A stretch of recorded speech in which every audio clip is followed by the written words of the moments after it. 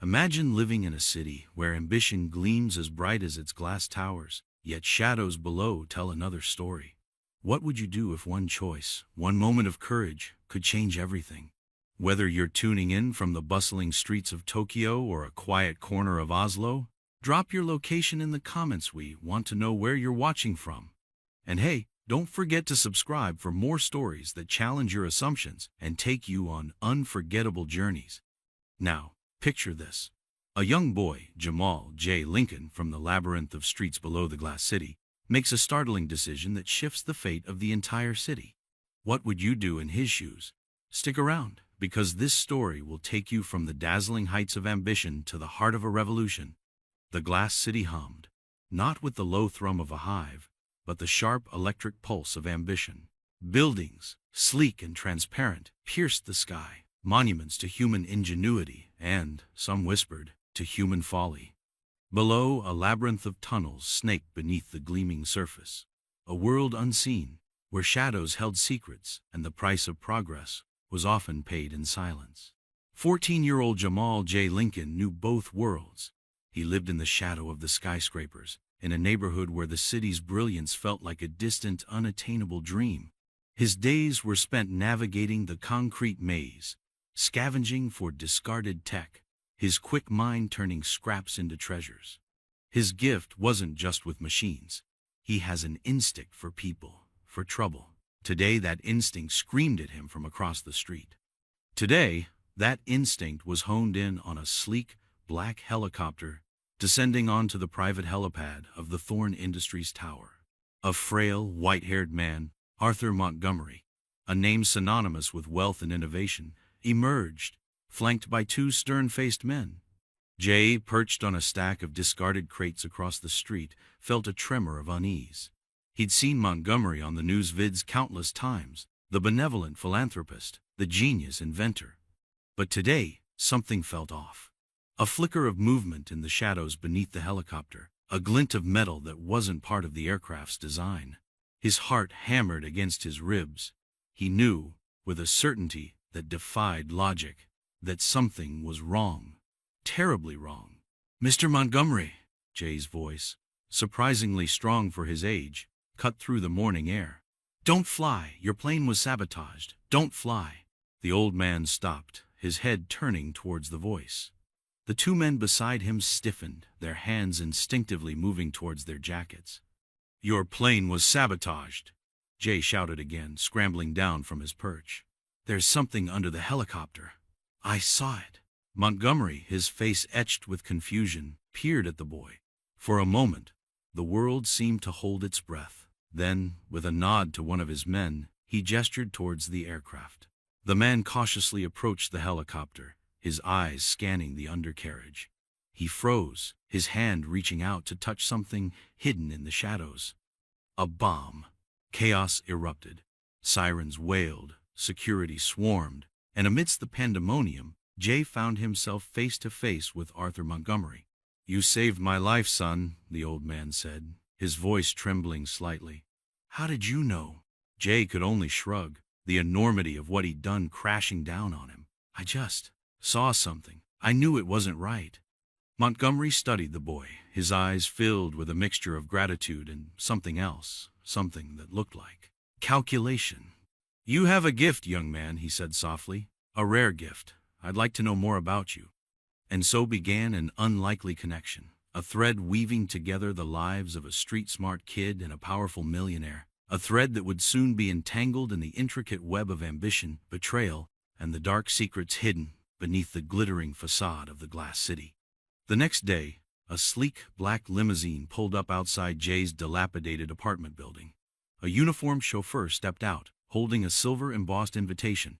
"Master Jamal Lincoln?" he asked, his voice neutral. "Mr. Montgomery requests your presence at his estate." Jay, still reeling from the events of the previous day, could only stare at the invitation, a sense of unease settling in his stomach. He'd saved a man's life, a very important man's life. But now, he was stepping into a world he didn't understand, a world where the stakes were higher than he could ever imagine. He looked at his worried mother, got in the car, and the visit began. "Dr. Serafina," Sarah Wyatt stared at the holographic projection of her energy grid, a complex network of interconnected nodes that shimmered with potential. It was her life's work, a revolutionary design that could power the entire glass city cleanly and sustainably. Years of research, countless setbacks, and a betrayal that still stung like a fresh wound had led her to this moment. Her patent application, the final hurdle, was due in 7 days. The launch of the grid, a city-wide event that would change the energy landscape forever, was scheduled to follow immediately after. But a shadow had fallen over her dream. The application has been flagged. Her lawyer, a stern-faced woman named Ms. Chen, informed her. There's a competing claim. Sarah's heart sank. Who? Thorne Industries, Ms. Chen replied, her voice grim. Vincent Thorne is claiming prior art, arguing that your design infringes on his existing patents. Vincent Thorne. The name sent a shiver down Sarah's spine. Her former mentor, the man who had taken her under his wing, nurtured her talent, and then, when she surpassed him, cast her aside, stealing her early research and claiming it as his own. He's lying, Sarah said, her voice tight with anger. Those patents are based on my initial work, the work he dismissed as unfeasible before I perfected it. I know, Miss Chen sighed, but proving it will be difficult. Thorne has deep pockets and even deeper connections. He's already started a whisper campaign, questioning your credibility, suggesting you stole his ideas. Sarah felt a surge of despair. She had poured her heart and soul into the energy grid, sacrificing everything for a chance to make a real difference. Now it was all at risk, threatened by the very man who had taught her the brutal realities of ambition. We have to fight this, Sarah said, her voice hardening with resolve. We can't let him win. But how? Thorne's influence permeated the city's power structure. Challenging him was like walking into a lion's den, blindfolded and unarmed. There might be one way, Miss Chen said, a flicker of hope in her eyes. There's a journalist, Allegra Ruiz. She's been investigating Thorne for years, trying to expose his corrupt dealings. If we can get her on our side, she might be able to help us. Allegra Ruiz. The name was familiar. A firebrand reporter known for her fearless exposés, her relentless pursuit of truth in a city built on carefully constructed lies. Could Sarah trust her? Could she trust anyone after Thorne's betrayal? She had 7 days to decide. 7 days to save her life's work, to protect the city from a man who saw power as an end, not a means. 7 days to navigate a treacherous landscape of deceit and ambition, where one wrong step could mean losing everything. Vincent Thorne watched the city lights twinkle below his penthouse office, a glass of amber liquid swirling in his hand. The view was spectacular, a testament to his success, his power. But tonight, a knot of unease tightened in his stomach. The boy who had seen through his meticulously planned sabotage. He was a loose end, a potential threat. Jonas, he called out, his voice echoing in the vast room. Jonas Crest, his enforcer, a man of few words and unwavering loyalty, materialized from the shadows. Sir? The boy who interfered with the Montgomery incident, Vincent said, his voice low. Find him. I want to know everything about him.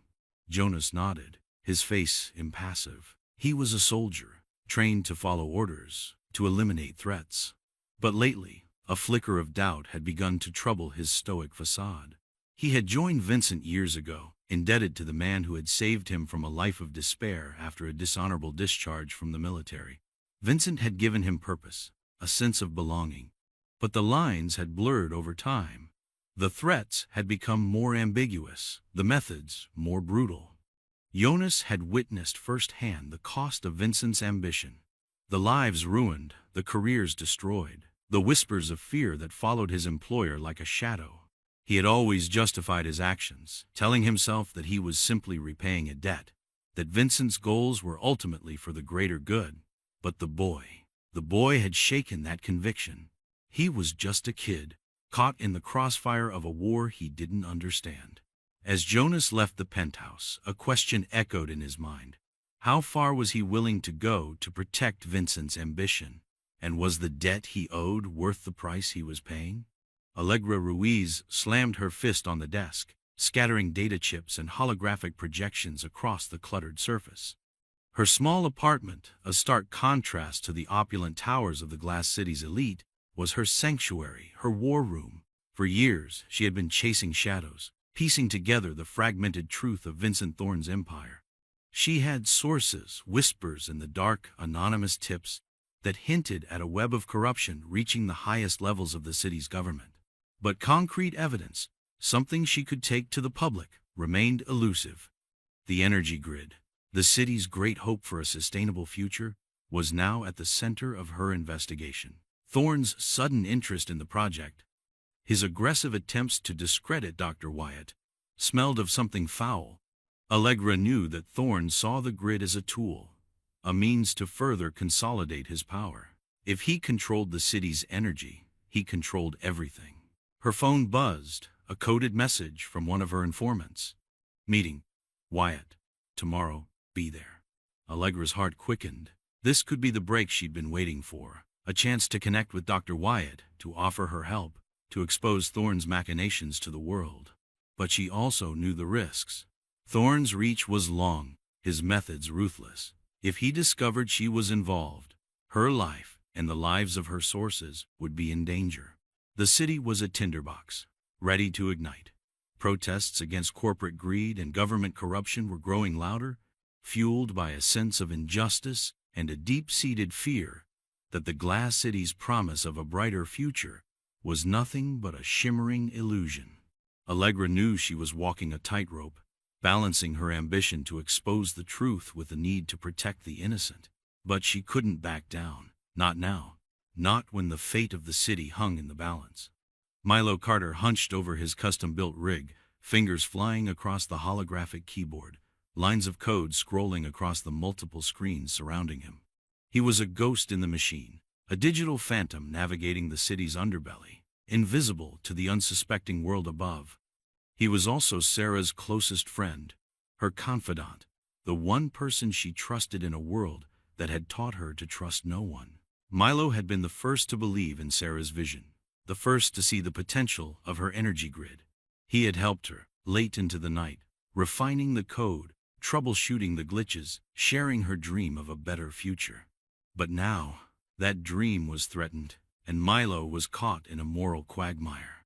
His mother was dying, a rare degenerative disease was slowly eating away at her life, and the only treatment, an experimental gene therapy, was prohibitively expensive. Vincent Thorne had offered him a way out, a lucrative contract to infiltrate Sarah's systems, to plant a backdoor that would allow Thorne to manipulate the energy grid once it was launched. Thorne had promised Milo enough money to save his mother, to give her a second chance at life. The offer was a poisoned chalice, a betrayal of everything Milo believed in, everything he and Sarah had worked for. But the thought of his mother, her frail body growing weaker each day, was a constant ache in his heart. He had tried to find another way, hacking into corporate accounts, siphoning off funds. But it wasn't enough. Thorne's offer was the only solution, the only way to save his mother's life. But could he live with himself if he betrayed Sarah? Could he sacrifice her dream, the city's future, to save his mother? The clock was ticking. The launch of the energy grid was just days away. Milo had to make a choice between loyalty and desperation, between self-sacrifice and self-preservation. A choice that would determine not only his fate, but the fate of everyone he cared about. Jay sat in the opulent drawing room of Arthur Montgomery's mansion, feeling like an alien in a gilded cage. The room was filled with priceless artifacts, antique furniture, and the subtle scent of old money. Montgomery, seated opposite him, was a study in contrasts. Frail in appearance, yet with eyes that held the sharpness of a hawk, he exuded an aura of power that belied his age. "You have a remarkable ability, Jamal," Montgomery said, his voice soft yet commanding. "To see what others miss, to sense danger." Jay shifted uncomfortably in his seat. I don't know. It's like a feeling I get. "A feeling that saved my life," Montgomery said, a hint of a smile touching his lips. "And for that, I am eternally grateful." He paused, his gaze intense. "I believe your gift could be of great use to me, to the city." Jay frowned. "What do you mean?" Montgomery leaned forward, his voice dropping to a conspiratorial whisper. "There are forces at play in this city, Jamal. Dark forces that seek to control our future. They tried to eliminate me because I stand in their way." He paused again, letting his words sink in. "I believe they are also targeting Dr. Wyatt and her energy grid. They see it as a threat to their power." Jay's eyes widened. He'd seen the news reports, the controversy surrounding Dr. Wyatt and the accusations from Thorn Industries. He hadn't connected it to the attempt on Montgomery's life. "What can I do?" Jay asked, his voice barely above a whisper. "I need you to be my eyes and ears," Montgomery said. "To use your gift to help me uncover their plans. To protect Dr. Wyatt. To safeguard the future of our city." It was a lot to ask of a 14-year-old boy. But Jay felt a surge of determination. He had been given a chance to make a difference, to use his unique ability to help someone who had shown him kindness and trust. "I'll do it," Jay said, his voice firm. "I'll help you." Montgomery smiled, a genuine smile that reached his eyes. "I knew I could count on you, Jamal. Together, we can make a difference. Together, we can save the Glass City." In that moment, an unlikely alliance was formed. A street-smart kid with a unique gift and an elderly millionaire with a hidden agenda, united by a common enemy and a shared desire to protect the city they both called home. Jonas stood on the rooftop, the city spread out before him like a glittering tapestry. The wind whipped around him, carrying the distant sounds of sirens and the muffled roar of the restless crowds below. He had followed the boy, Jamal, for days, observing him, learning his routines, his habits. He was a good kid, smart, resourceful, with a loyalty to his mother that mirrored Jonas's own loyalty to Vincent. But that loyalty was being tested. He had received his orders. Eliminate the boy. Eliminate Dr. Wyatt. Secure the energy grid for Thorn Industries. Jonas had carried out countless orders for Vincent, without question, without hesitation. But this time, something felt different. This time, the cost of his loyalty felt too high.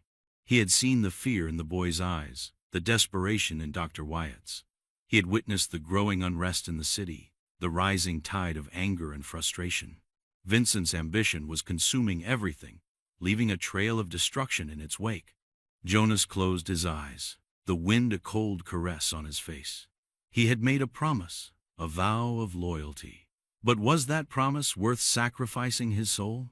He opened his eyes, the city lights blurring through a film of unshed tears. He had a choice to make, a choice between duty and conscience, between loyalty and redemption, a choice that could cost him everything. The Glass City was on edge. The launch of the energy grid was just days away, and the tension was palpable. Protests, once peaceful, had turned violent, clashes between demonstrators and the city's security forces becoming a nightly occurrence. The gleaming skyscrapers, symbols of progress and prosperity, now seemed to cast long, ominous shadows over the troubled streets. Sarah worked tirelessly, her lab a haven from the chaos outside. She had accepted Allegra's offer of help, a decision born of desperation, but also a flicker of hope. The journalist's investigation into Thorn Industries was gaining momentum, uncovering a network of shell corporations, offshore accounts, and a pattern of intimidation and bribery that reached the highest levels of the city's government. But time was running out. Thorn's legal challenge to her patent was still pending, and his smear campaign against her was gaining traction. Public opinion, once firmly on her side, was now divided, swayed by the carefully crafted narrative of a greedy inventor stealing from a benevolent corporation. Milo was her lifeline, her connection to the digital world where the real battle was being fought. He had confessed everything, his voice choked with guilt and fear, revealing Thorn's offer and his own desperate dilemma. Sarah had been shocked, hurt, but ultimately she understood. She knew the depth of Milo's love for his mother, the lengths he would go to save her.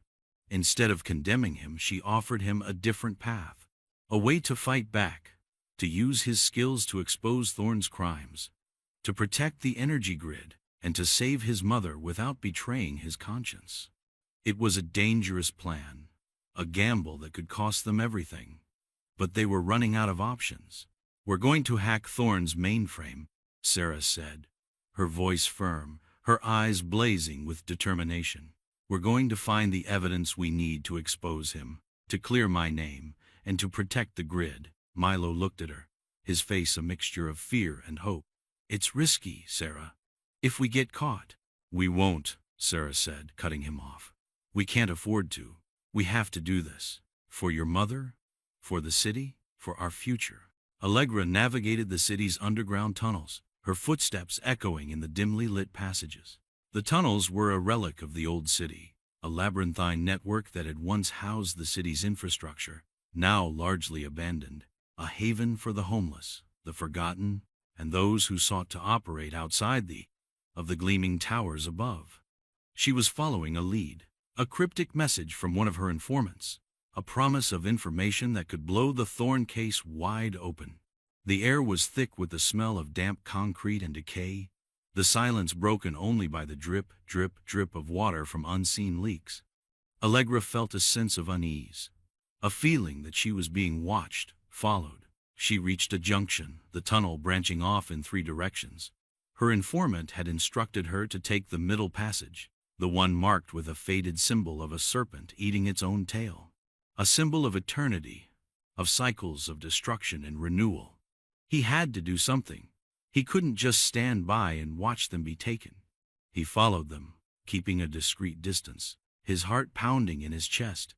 He had to find a way to help them, to free them. He saw them being forced into a black van, the doors slamming shut. The van sped off, disappearing into the city's traffic. Jay ran after them, his legs pumping, his lungs burning. He had to catch up, to stop them. He saw the van turn a corner, heading towards the Thorne Industries Tower, the heart of Vincent Thorne's empire. He knew where they were going. He knew what awaited them there. He had to get there first. He had to warn them. He hailed a passing taxi, jumping in, his voice urgent. "Follow that van," he shouted, pointing towards the disappearing vehicle. "Hurry!" The taxi driver, startled by the boy's intensity, sped off, weaving through the traffic, following the black van. Jay's mind raced. He had to come up with a plan, a way to get into the tower, to rescue Sarah and Milo. He had to save them. He owed it to them. He owed it to Montgomery. He owed it to the city. He had to make a sacrifice. Sarah and Milo were brought before Vincent Thorne in his penthouse office, the city lights twinkling below them like a vast, indifferent universe. Thorne stood before them, his face a mask of cold fury, his eyes burning with a mixture of anger and triumph. "You should have stayed out of this, Sarah," he said, his voice low and menacing. "You should have listened when I told you to walk away." Sarah met his gaze, her eyes filled with defiance. "I couldn't let you win, Vincent. I couldn't let you destroy everything." Thorne laughed, a harsh, bitter sound. "Destroy? I'm saving this city. I'm giving it the future it deserves." "A future controlled by you," Sarah shot back. "A future built on lies and corruption." Thorne's eyes narrowed. "You always were a naive idealist, Sarah. You never understood the real world. You never understood the price of progress." He turned to Milo, his gaze cold and calculating. "And you, Mr. Carter, you disappoint me. I offered you a chance to save your mother, and you chose to betray me." Milo met his gaze, his face pale but resolute. "I made a mistake, Mr. Thorne, but I won't make it again." Thorne smiled, a cruel, chilling smile. "It's too late for that, Mr. Carter. You've made your choice, and now you'll pay the price." He gestured to his men. "Take them away. It's time to end this." Jonas stood in the shadows, watching as Thorne confronted Sarah and Milo. He had followed them to the penthouse, his heart heavy with guilt and regret. He had failed to protect Allegra. He had failed to stop Thorne. But he could still save Sarah and Milo. He could still make amends for his past sins. He stepped forward, into the light, his hand resting on the weapon at his side. "Vincent," he said, his voice echoing in the vast room. "Let them go." Thorne turned, his eyes widening in surprise. "Jonas, what are you doing?" I'm doing what's right, Jonas replied, his voice firm. I'm ending this. Thorn laughed, a harsh, incredulous sound. You? You're going to betray me? After everything I've done for you? You've done nothing for me, Jonas said, his voice filled with bitterness. You've used me. You've manipulated me. You've turned me into a monster. He raised his weapon, pointing it at Thorn. It's over, Vincent. Let them go. Thorn's eyes narrowed, his face contorted with rage. You're making a mistake, Jonas, a fatal mistake. He gestured to his men. Kill him. The men hesitated, their eyes darting between Jonas and Thorn. They had always followed Jonas's orders, respected his authority, but they also knew that Thorn was their ultimate master. Jonas saw the hesitation in their eyes, the doubt. He knew this was his only chance. Don't do it, he said, his voice commanding. Don't follow him. He's a liar, a murderer. He'll destroy everything. The men looked at each other, their faces conflicted. They had seen the darkness in Thorn's eyes, the ruthlessness. They had also seen the honor in Jonas's, the courage. They made their choice. They turned their weapons on Thorn. The standoff in the penthouse was a tableau of shattered trust and desperate choices. Sarah and Milo watched, stunned, as Jonas, the man they had considered an enemy, turned against his master, his former friend. The tension in the room was palpable, the air thick with the threat of violence. Jonas, Thorn said, his voice low and dangerous. You don't know what you're doing. Put down the weapon. We can still fix this. It's too late, Vincent, Jonas replied, his voice unwavering. It's over. Thorn's eyes darted around the room, his mind racing, searching for an escape, a way to regain control. He saw the fear in his men's eyes, the uncertainty. He knew he was losing them. But he wasn't finished yet. He still had one card to play. You think you've won, Jonas? He said, his voice dripping with venom. You think you're the hero? You're nothing. You're a pawn, just like the rest of them. He gestured towards Sarah and Milo. They're the ones who betrayed you. They're the ones who used you. They don't care about you. They only care about themselves. Jonas flinched, his resolve momentarily shaken. He looked at Sarah and Milo, his eyes searching for any sign of deception, any hint of truth in Thorn's words. Sarah met his gaze, her eyes filled with a mixture of fear and determination. Don't listen to him, Jonas. He's lying. He's trying to manipulate you. Milo nodded, his face pale but resolute. He's the one who's been using us, Jonas. All of us. He doesn't care about anyone but himself. Jonas looked back at Thorn, his eyes hardening with renewed conviction. He saw the desperation in Thorn's eyes, the fear masked by a facade of arrogance. He knew the truth. He had seen it in Thorn's actions, in the lives he had destroyed, the city he had corrupted. It's over, Vincent, Jonas said, his voice firm. It's time to pay the price. Thorn's face contorted with rage. You, he screamed. You'll all pay for this. He lunged towards Sarah, his hand reaching for a hidden weapon, a small, sleek energy pistol. Jonas reacted instantly, raising his weapon and firing. The shot echoed through the room, a sharp, piercing sound that shattered the tense silence. Thorn stumbled backward, his eyes widening in shock, a crimson stain spreading across his chest. He looked down at the wound, his face contorted with disbelief, with pain. You, he gasped, his voice a choked whisper. You shot me. He collapsed to the floor, his body convulsing, his lifeblood draining away. The room fell silent, the only sound the ragged breathing of the survivors. Jonas stood over Thorn's body, his weapon still raised, his face a mask of grim determination. He had done it. He had stopped Thorn. He had saved Sarah and Milo. But at what cost? The city held its breath. The launch of the energy grid was imminent, the culmination of years of work, of struggle, of sacrifice. The plaza was packed, a sea of faces, a mixture of hope and apprehension.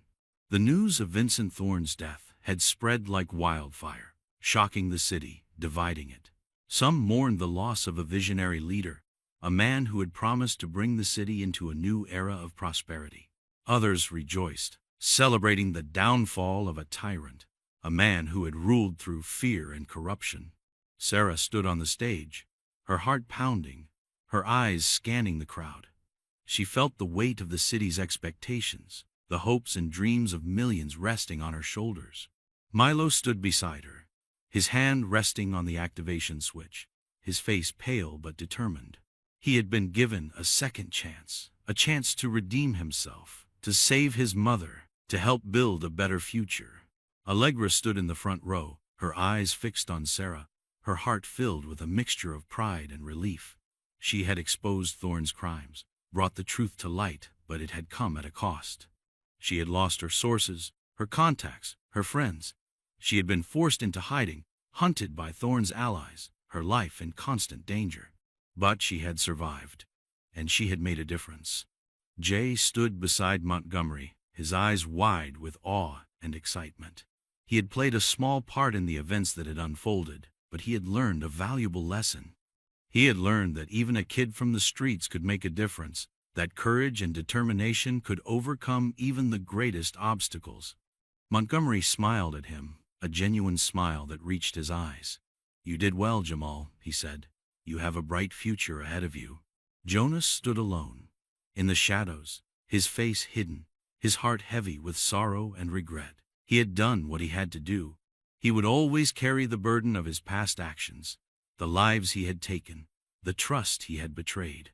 He was a broken man, a soldier without a war, a hero without a cause.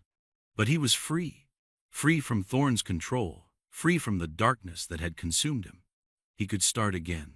He could rebuild his life. He could find redemption. Sarah looked at Milo, her eyes filled with gratitude and hope. "Are you ready?" she asked. Milo nodded, his hand hovering over the activation switch. "Let's do it," he said. He pressed the button. The energy grid came to life. The city was bathed in a brilliant blue light. The energy grid, Sarah's dream, was now a reality. Clean, sustainable energy flowed through the city's veins, powering the skyscrapers, the homes, the streets. The crowds in the plaza erupted in cheers, a wave of sound that washed over the city. A celebration of hope, of change, of a new beginning. Sarah watched, her eyes filled with tears of joy, of relief, of triumph. She had done it. She had overcome the obstacles, the betrayal, the loss. She had saved her life's work, protected the city, built a better future. But she knew that this was just the beginning. The fight for a truly just and equitable society was far from over. The forces of greed and corruption were still at play, lurking in the shadows, waiting for their chance to strike again. But she was ready. She had learned valuable lessons. She had found strength in unlikely allies. She had discovered the true meaning of trust, of loyalty, of sacrifice. She was no longer alone. She had a team, a network of individuals who shared her vision, who were willing to fight for a better world. Allegra, the fearless journalist who had risked everything to expose the truth. Milo, the brilliant hacker who had found redemption and a second chance. Jay, the street-smart kid who had discovered his own unique gift and the power to make a difference. Even Jonas, the broken soldier who had found the courage to betray his master and choose the path of righteousness. And Montgomery, the enigmatic millionaire who had played his own hidden game, manipulating events from the shadows, but ultimately choosing to help Sarah and protect the city. They were a diverse group, united by a common goal, a shared belief in the possibility of a better future. As the blue light of the energy grid illuminated the glass city, Sarah knew that the journey ahead would be long and difficult, but she was not afraid. She was ready to face the challenges, to fight for her vision, to build a city where the light of hope and justice shone brighter than the shadows of greed and corruption. The glass city had a new dawn, and Sarah was ready to lead the way. 1 year later, the glass city was thriving. The energy grid had transformed the city, reducing pollution, creating new jobs, and improving the quality of life for all its citizens. Sarah was hailed as a hero, a visionary leader who had saved the city from a dark fate. She had received numerous awards, accolades, and offers to join prestigious research institutions around the world. But she had chosen to stay in the glass city, to continue her work. to build on the foundation she had laid. Milo was by her side, his mother, her life saved by the very technology they had fought so hard to protect. He had become Sarah's partner, his skills as a hacker now used for the greater good, protecting the city's digital infrastructure, fighting cybercrime, and developing new technologies to improve the lives of its citizens. Allegra had returned to journalism, her reputation restored, her voice stronger than ever. She continued to expose corruption, to fight for justice, to hold those in power accountable. Jay was studying at a prestigious academy, his gift for observation and deduction honed and developed. He was being mentored by Montgomery, who saw in him the potential to become a leader, a protector of the city. Jonas had disappeared, vanished without a trace. Some said he had left the city, seeking a new life, a chance to escape his past. Others said he was still out there, in the shadows, watching over the city, a silent guardian, a redeemed soul. Vincent Thorne was remembered by some as a visionary, a man ahead of his time, tragically cut down before he could fulfill his grand plans. Others remembered him as a ruthless tyrant, a man who had sacrificed everything and everyone on the altar of his own ambition. His legacy was a cautionary tale, a reminder of the price of unchecked ambition, the corrupting influence of power, and the importance of staying true to one's values, one's principles, one's humanity. The Glass City, once a symbol of unchecked ambition and hidden corruption, was now a beacon of hope, a testament to the power of resilience, of courage, of the human spirit. The cost of ambition had been high, but the city had learned a valuable lesson. It had chosen a different path, a path towards a brighter future, a future where the light of hope and justice would always triumph over the shadows of greed and corruption. Did you enjoy this story of ambition, courage, and the power of one voice to spark change? Let us know in the comments. What part resonated with you the most, or which character's journey surprised you? We love hearing your thoughts. And if you want more stories like this full of twists, heart, and inspiration, make sure to hit that subscribe button and turn on notifications. There's plenty more where this came from, and we'd love for you to be part of this journey. A police officer commands her K-9 unit to attack a black boy in Liberty Park, believing there will be no repercussions. However, everything shifts when the boy's father, a police captain, intervenes and demands justice. Subscribe now so you don't miss the unfolding events. Stay tuned to your favorite channel. The sun slowly ascends above the skyline, casting a warm glow over Liberty Park. A gentle breeze rustles the leaves of the towering elm trees, and the distant sounds of conversations create a soothing backdrop. Families are spread out on picnic blankets, joggers traverse the winding trails, and children's laughter echoes from the playground. The morning air carries the fresh scent of dew-kissed grass, promising a perfect start to the day. Officer Laura Bennett, however, doesn't share in the park's tranquility. Clad in her pristine police uniform, she walks along a curving path. Rex, her German shepherd, trotting beside her. Rex's sleek coat shines in the sunlight, his ears perked up, attuned to every noise and movement around them. Bennett finds comfort in Rex's presence. He represents the order, control, and obedience she values as a law enforcement officer. Yet, as she surveys the park, her mind feels detached, even slightly contemptuous of the couples enjoying their morning walks, parents playing with their kids, and the overall cheerfulness that irritates her. They have no idea what it's like to maintain order daily. Her attention shifts to a young boy, no older than 7, racing up a grassy hill nearby. The child, Marcus. A black boy chases after a remote-controlled helicopter, laughing as he stumbles in the grass. Marcus's carefree joy seems to irk something deep within Bennett. She halts abruptly, her jaw clenched. "What is he doing here?" she mutters to herself. Sensing the shift in her demeanor, Rex's ears twitch as he eyes Marcus curiously. Bennett tightens her grip on the leash, a troubling thought forming. "He doesn't belong here," she whispers, her tone firm. Marcus continues his playful pursuit, unaware of the tension building. "All right, Rex," she commands softly. "Let's move." Rex growls softly, muscles coiled in anticipation. Marcus, too engrossed in his game, trips and falls, scraping his knees slightly, but remains focused on his toy helicopter. Bennett watches intently, her heart racing with a misplaced sense of satisfaction. "Go, Rex," she urges. Before she can reconsider, she releases the leash. Rex charges forward like a streak of lightning towards Marcus. His powerful legs drive him across the field in a swift motion, teeth bared, barking loudly. Marcus freezes, his toy falling from his hand as fear grips him. His eyes widen, and he tries to scream, but fear silences his voice. Rex reaches him within seconds, knocking him to the ground. Marcus's small body hits the grass with a thud, and Rex's paws pin him down, growling fiercely inches from his face. "Help!" Marcus finally manages to cry out, his voice trembling with terror. Bennett stands back, watching coldly, believing a minor scare will teach him a lesson. Her pulse quickens, not out of concern, but from a twisted sense of satisfaction as she observes Marcus struggling beneath Rex's weight.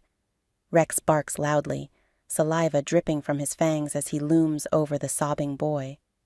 Bystanders begin to notice the disturbance. A woman nearby gasps, pulling her child closer, while a runner stops mid-stride to film the incident. Murmurs grow louder, and a small crowd gathers, pointing at Marcus trapped under the imposing dog. "Someone help him!" an onlooker shouts, but Bennett remains unmoved. Marcus's cries intensify, tears streaming down his face as he desperately calls out, "Daddy! Daddy! Help!" From the far end of the park, a tall figure approaches swiftly through the crowd. It's Captain James Lawson, Marcus's father and a high-ranking officer in the Liberty City Police Department. He had been on his morning jog when he heard Rex's bark, followed by Marcus's terrified voice. Lawson's commanding presence cuts through the chaos. Bennett stiffens upon recognizing him, her hold on Rex's leash faltering, but it's too late. Lawson storms toward them, his face a mask of fury and disbelief. "Remove that dog from my son," he demands, his voice shaking with rage. Rex's bark subsides as he instinctively looks to Bennett, awaiting her next command. Frozen under Lawson's intense gaze, Bennett hesitates. "What's the matter with you?" Lawson insists, kneeling beside Marcus and pulling him into his arms. The boy clings tightly, still sobbing, his small hands gripping his father's uniform. Lawson quickly checks Marcus over, wiping the tears from his face. Bennett regains her composure and attempts to justify her actions. "He was acting suspiciously," she begins, but Lawson cuts her off sharply. "Save it," he snaps. "You think it's acceptable to unleash a dog on my child?" Bennett stands her ground, shoulders squared, trying to maintain authority. "I was following protocol," she replies coolly, though her voice wavers slightly. "He was behaving erratically." "Suspicious? He's 7 years old." Lawson's voice drips with disbelief as the crowd grows, phones recording every moment. Parents glare at Bennett, murmuring about unnecessary force.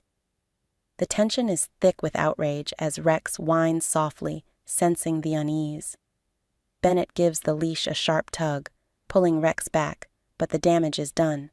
Lawson's eyes lock onto hers, fury unmistakable.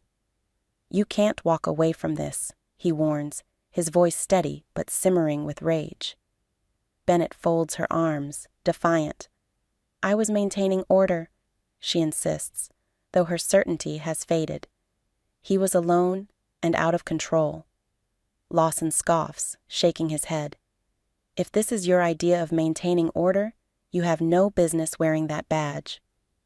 The crowd murmurs in agreement, some shouting for Bennett to apologize while others demand accountability. Bennett's hands tremble slightly, masking her unease with a stern expression. Lawson cradles Marcus, leaning closer to her. "You'll answer to me, Officer Bennett," he says with steel in his voice. "This isn't over." Bennett swallows hard, feeling the weight of the crowd's judgment pressing down on her. Phones continue to record as Lawson turns and walks away, Marcus clinging to him. Back at the precinct, Lawson sits in his office, a heavy silence enveloping him. The anger from the park incident still lingers, now focused into a determined resolve. The image of Marcus lying helpless beneath Rex's weight haunts him, fueling his decision to take action as a captain. He knows he has the authority to initiate an internal investigation, and that's exactly what he intends to do. He takes a deep breath and begins drafting the necessary reports, his fingers moving methodically over the keyboard. The complaint is straightforward.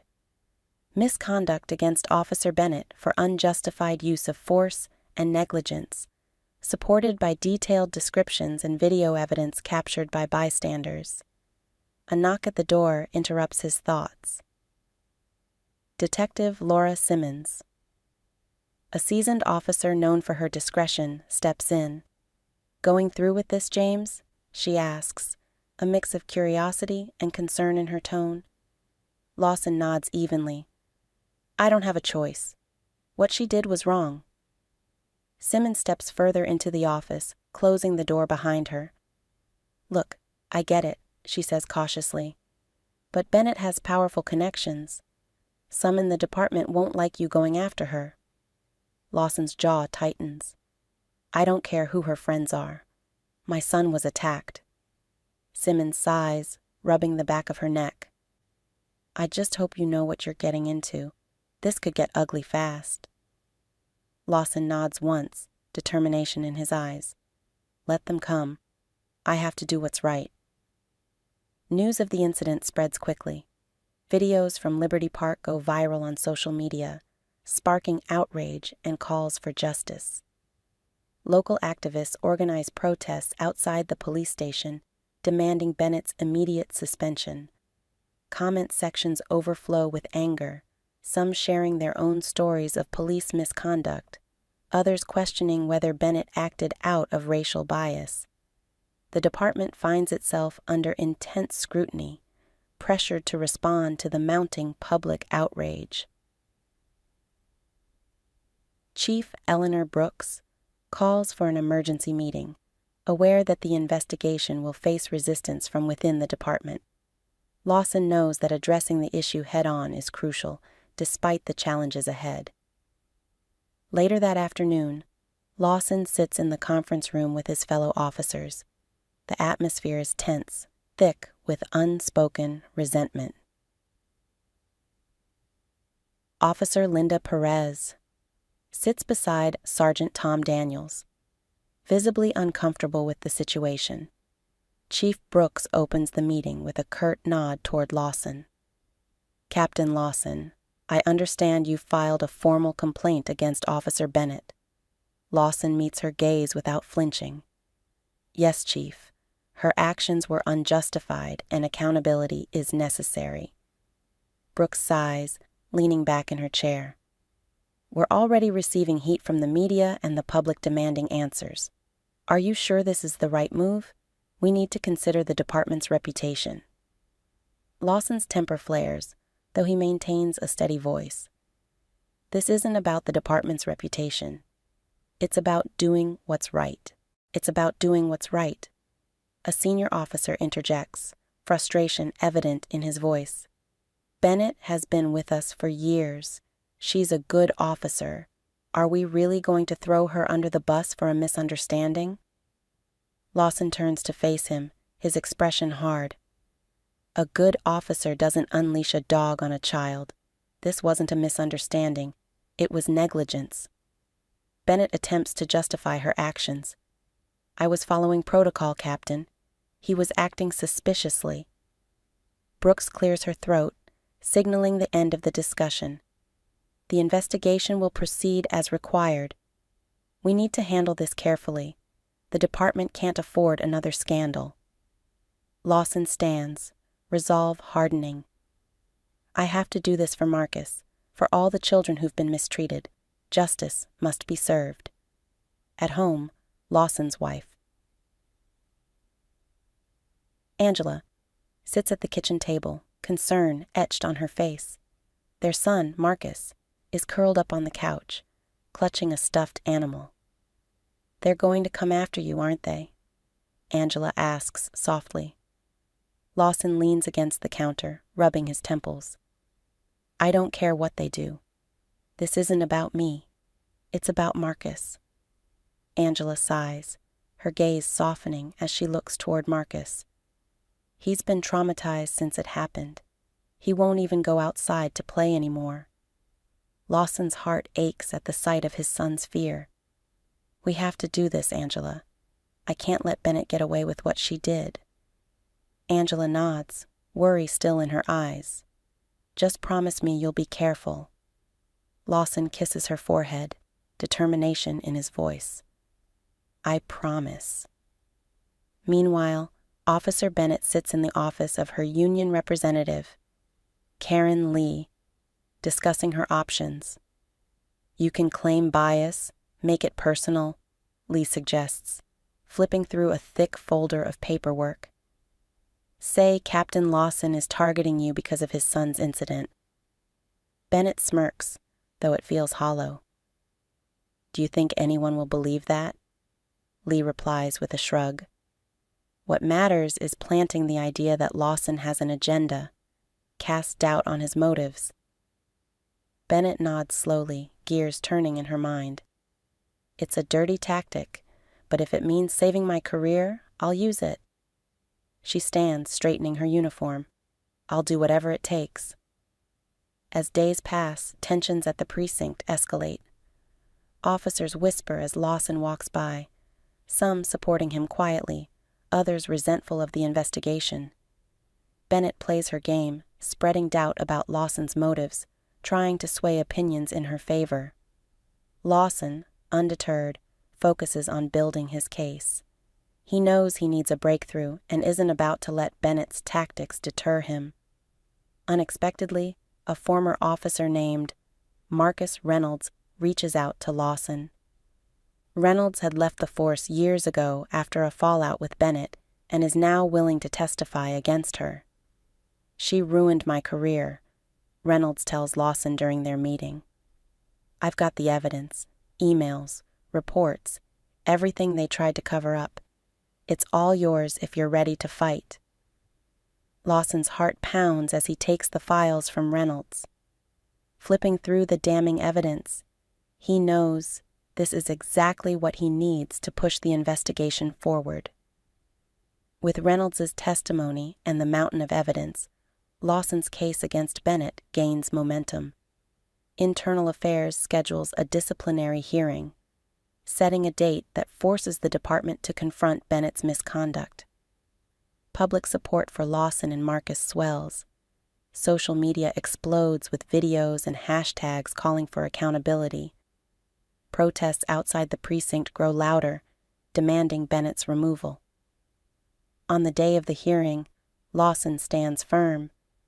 He knows that despite the challenges and opposition from Bennett's allies, justice must prevail. The disciplinary hearing is tense. A panel of senior officers and legal representatives sit behind a long mahogany table adorned with the department's insignia.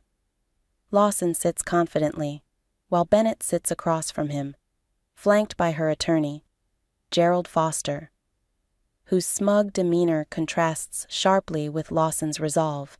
Lawson begins his testimony, detailing the events at Liberty Park. He emphasizes that Bennett's actions were reckless and unjustified, risking his son's safety. The room listens intently as he presents video evidence showing Bennett's dog attacking Marcus without cause. Gerald Foster counters, painting Lawson as biased and using his position to settle personal scores. He attempts to cast doubt on Lawson's motives, suggesting that his actions are driven by personal vendettas rather than justice. But just as the tension peaks, Marcus Reynolds steps forward, providing first-hand accounts of Bennett's history of excessive force and abuse of power. His testimony, backed by emails and internal reports, solidifies Lawson's case. After deliberation, the panel concludes that Bennett's actions violated department policy. Effective immediately, she is relieved of her duties. A collective sigh of relief fills the room as justice is served. As Bennett walks away from the precinct, her once authoritative presence diminished, Lawson feels a mix of relief and lingering unease. He knows the fight against systemic issues within the department is far from over, but this victory is a significant step toward meaningful change. At home, Angela embraces Lawson and Marcus, their bond strengthened by the ordeal. The family finds solace in each other's presence, hopeful for a brighter future. Lawson continues to advocate for justice within the Liberty City Police Department, determined to ensure that no other child suffers as Marcus did. His actions inspire others within the force to stand against misconduct, fostering a culture of accountability and integrity. As the sun sets over Liberty Park, the same place where the journey began now symbolizes resilience and hope, a testament to the power of standing up for what's right, even in the face of overwhelming odds. Thank you for watching. If you found this story impactful and want to see more, don't forget to subscribe to our channel. Stay tuned for the next episode, where more compelling stories await. Hit that subscribe button now and join our community for updates and exclusive content. See you in the next video.